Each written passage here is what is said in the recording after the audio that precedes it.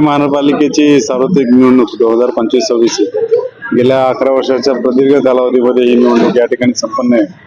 त्यामुळे कार्यकर्त्यांमध्ये उत्साह निश्चित स्वरूपात असणार। ज्यांनी काम केलंय त्याला कामाची पोचपावती मिळण्याचा आजचा दिवस आहे असं या ठिकाणी म्हणेन की पक्षांनी प्रत्येक कार्यकर्त्याला सन्मान देण्याचा प्रामाणिक प्रयत्न केला। म्हणजे प्रत्येकाला या ठिकाणी संधी मिळेल असेच नाही, परंतु ज्याला या ठिकाणी संधी मिळालेली आहे अशा प्रत्येक उमेदवाराला या ठिकाणी एक बळ पक्षाने दिलेला आहे। आदरणीय एकनाथजी शिंदे साहेब आणि खासदार नरेशजी म्हस्के साहेबांनी प्रत्येकाला या ठिकाणी उमेदवार होता येत नाही, परंतु जे काही उमेदवार या ठिकाणी दिलेले गेलेले आहेत त्या उमेदवारांच्या पाठी या ठिकाणी संघटन बळ निश्चित स्वरूपात मिळालेलं आहे। आणि येणाऱ्या कालावधीमध्ये म्हणजे 15 दिवसाच्या प्रदीर्घ दिवसामध्ये या ठिकाणी आपण या ठिकाणी लोकांसाठी काय केलं किंवा शासनाच्या माध्यमातून या ठिकाणी उपमुख्यमंत्री तथा शिवसेनेचे नेते एकनाथजी शिंदे साहेब आणि खासदार साहेबांनी या ठिकाणी काय दिलं हे पोहोचवण्याचं काम निश्चित स्वरूपात या ठिकाणी 15 दिवसात करायचं। आणि प्रामुख्यानं या ठिकाणी मला सांगावं असं वाटतं की हे प्रभाग प्रणाली लोकांना अजूनही कळलेली नाही, त्यामुळे ह्या 15 दिवसात तुम्ही कशी ती कसरत करताय किंवा लिलया ती पार करताय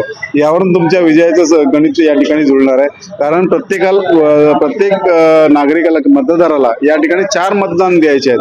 अ ब ग मध्ये प्रत्येक मत हे ग्राह्य धरलं जातं आणि ज्या वेळेला 4थं बटन दाबलं जाईल त्यावेळी तुमचं मत प्रक्रिया पूर्ण होईल हे सांगणं गरजेचं आहे। आणि सगळ्यात महत्वाचा मुद्दा आहे की अजूनही काही उमेदवारांना सुद्धा कळलेलं नाही की अ ब ग ही प्रणाली आरक्षण करताय तुमच्या पूर्ण प्रभागामध्ये। समजा एखाद्या प्रभागाचं नाव 4 आहे, एका प्रभागाचं 3 आहे, तर त्या प्रभागामध्ये ती जी उमेदवार आहेत त्यांना कसल्या प्रकारची कार्यक्षेत्र या ठिकाणी नसतात, तो पूर्ण प्रभागाचं कार्यक्षेत्र असणार। अ मध्येच सेक्टर आहे, ब मध्ये हे सेक्टर आहे असं नाही, पूर्ण जे सेक्टरची प्रणाली तुम्हाला दिलेली आहे त्या सेक्टरच्या प्रणालीमध्ये तुम्हाला सगळ्यांना चौघांना मिळून काम करायचं। त्यामुळे अमुक एक नगरसेवक या सेक्टरचा, अमुक एक नगरसेवक त्या उमेदवार त्या सेक्टरचा असं नाहीये।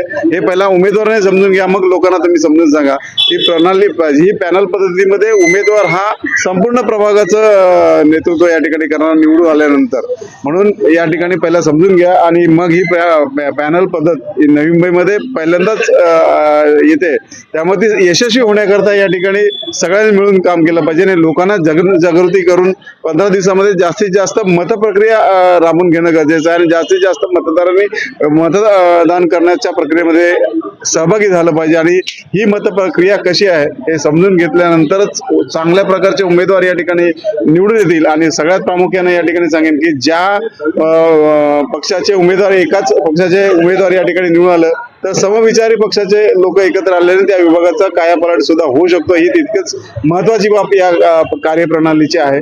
त्यामुळे आपण सगळ्यांनी मी तर म्हणेन शिवसेना 4 अक्षराच्या धनुष्यबाणासमोर